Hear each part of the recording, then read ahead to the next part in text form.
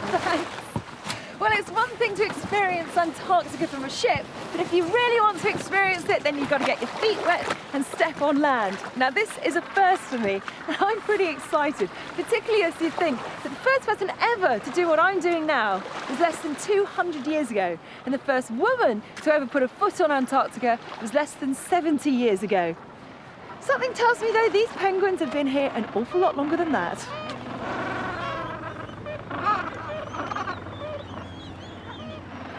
Well, this is my first Antarctic penguin experience, and aren't they brilliant? They're Gen 2 penguins, and they're actually quite easy to identify, particularly if you look at the adults. They have very bright reddy orange bills.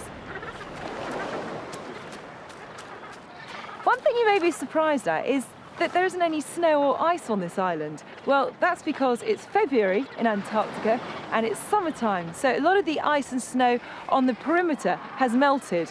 And that's what these penguins like. They like a nice flat beach that's easy to get to.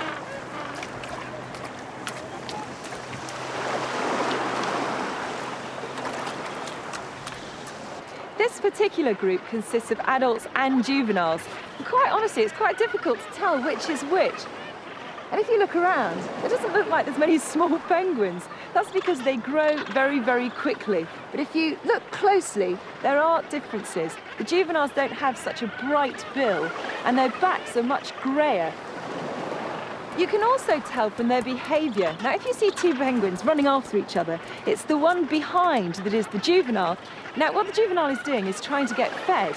The adult will have been out to sea, caught some fish, swallowed it, and then what happens is the adult regurgitates it back up, which is sort of like being sick. I know it sounds disgusting, but that is what penguins do. The chick will then put its bill into the adult's mouth and will be able to feed.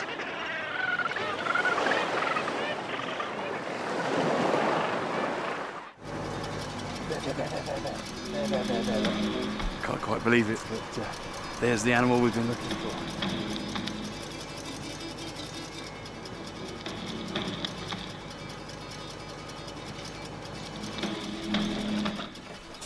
I can't believe this. Oh, this is just unbelievable. I really can't believe we have even seen a jaguar, yet alone one doing things that you don't expect a jaguar to do, which is cross a river. They can swim, they're very, very good with water, unlike most cats. Deep down at the bottom of my heart, I didn't think I was ever going to see one here. I demonstrate how excited I was. I have a camera in my hand to take the picture with, and I forgot to squeeze the button, so no pictures of jaguars from me. So a very, very special end to a very, very special little quest. God, I can't believe you actually accomplished that mission. And to be quite honest with you, neither can I, because we're only there a few days, and one of the guys we were working with had been working as a guide all day, every day for something like 35 years, and he'd only ever seen the backside of a jaguar twice. Oh, word. Now, I've been told that the best way to stop feeling seasick is to get up on deck and do a spot of bird watching.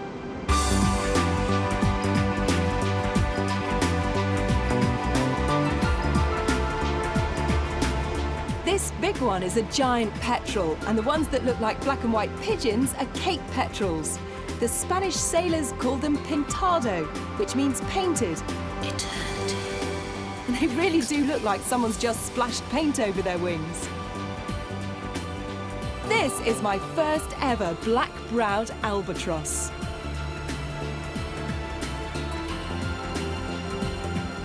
But this one is really special. Look at this bird, it's a fantastic bird. It's the wandering albatross.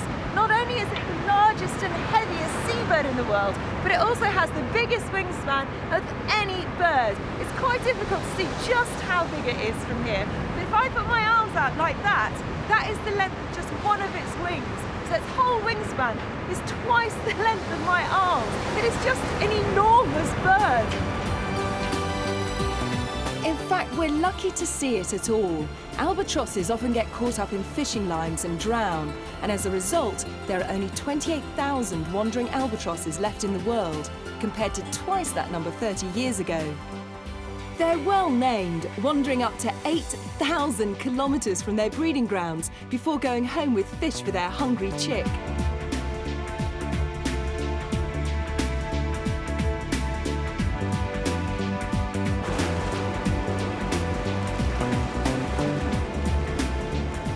not just bird watching you can do from the deck.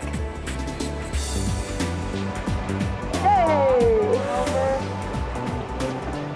It's 9 o'clock at night. We've come out on the bow. It is just fantastic. We've got 4 humpback whales right in front of us. Not only can we see them, we can hear them. Wow, look! Hey! Cape Town is on the southern tip of South Africa, and I travelled to the nearby town of Hansby to get up close and personal with a shark.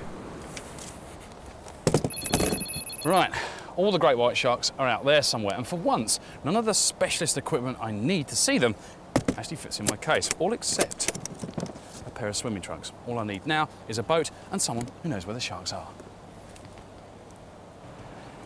Andre, Hey, hi, Nick. how you doing? How you doing? Good to see you, man. Great.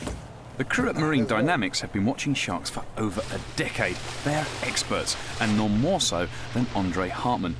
His expertise doesn't stop at sharks, though. He knows all the best wildlife spots in the area, too.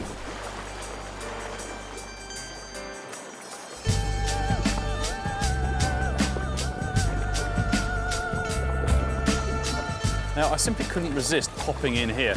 These are the original water babies. They're Cape fur seals, and they're actually very common around the south and western coasts of South Africa.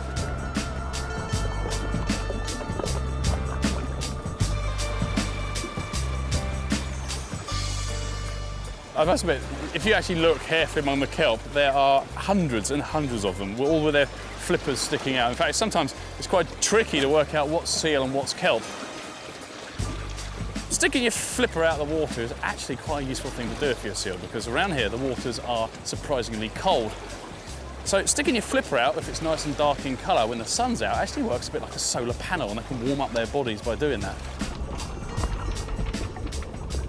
They do fit rather neatly into my journey, because even though great white sharks feed primarily on fish, at certain times of the year they will not turn their nose up at snacking on a baby seal or two. Now, I could quite easily hang around here watching these guys' antics all day, but we're not really here to see these, I'm afraid. We've got to get out of there, because that's where the sharks are. You can see this little one is in a lot of pain, and it really will be touch and go whether she survives. But without people like Karen and Michael, then she wouldn't stand any chance at all. She would have probably been dead within a day. Karen, it doesn't look very well at all, does it? What's wrong with it? She's not well at all. Apparently there was a fight between the mother and another rhino. And this one was obviously very badly hit. She's been hit on the head. This is why there's swelling in the eye. She has very serious concussion. She's not seeing properly.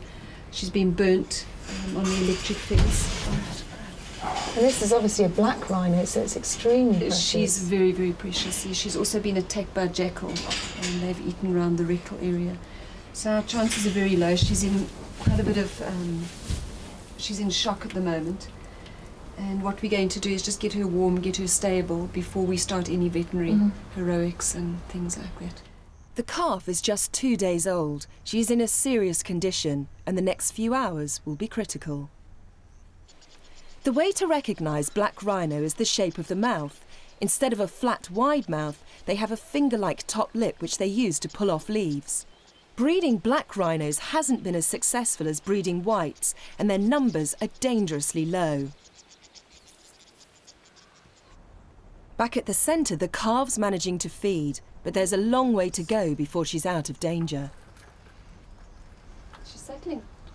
Yeah. With the new arrival, it's all hands to the pump, and I help feed the other 7 residents. Callie and Michaela, good name, took to each other as soon as they met, and now they go everywhere together. Callie's an orphan, and Michaela's mother didn't have enough milk to feed both her and her brother. They guzzle 12 litres of milk every day. Once they've fed, they have to lay down to help digest the milk. But Michaela seems to be a little bit stubborn.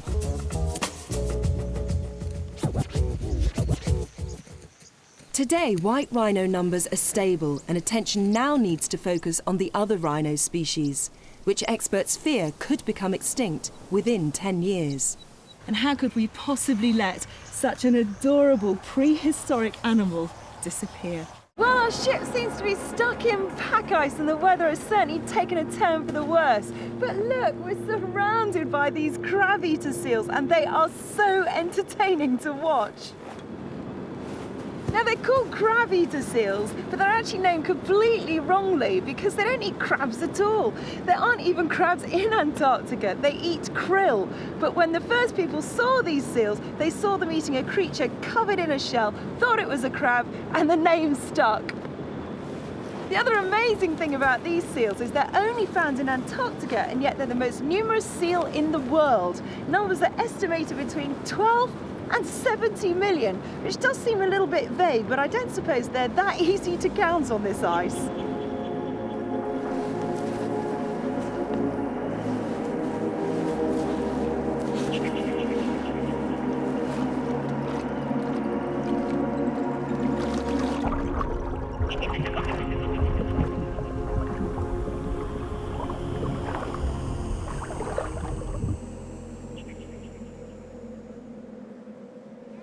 How weird is this?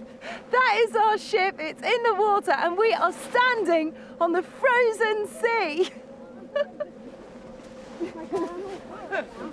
Ah! I do need to turn it off. There's nothing like a good snowball fight in the middle of Antarctica. And that was nothing like a good snowball fight.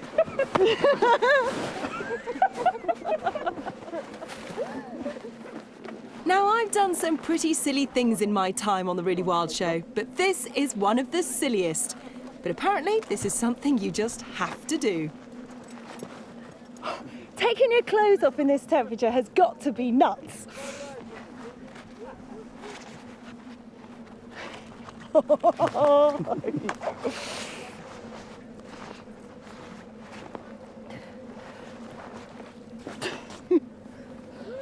Oh la la! But then getting into polar ice, you've got to be out of your mind. Here we go, 1, 2, 3.